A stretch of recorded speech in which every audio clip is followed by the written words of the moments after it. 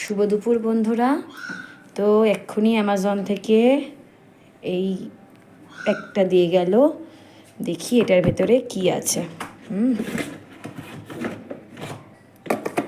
তোমরা দেখো কি আছে প্যাকেটটার ভেতরে।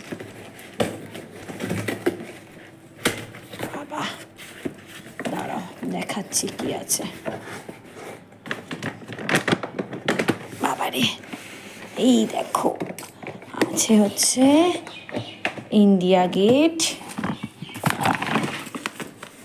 এই দেখো ইন্ডিয়া গেট, এটা বাসমতি রাইসের 5 কেজির একটা প্যাকেট। তো ঠিক আছে, কারণ আমি প্রায় ফ্রাইড রাইস বিরিয়ানি করি, তো সেই জন্য একেবারে বেশি করে নিয়েছে তোমাদের দাদা।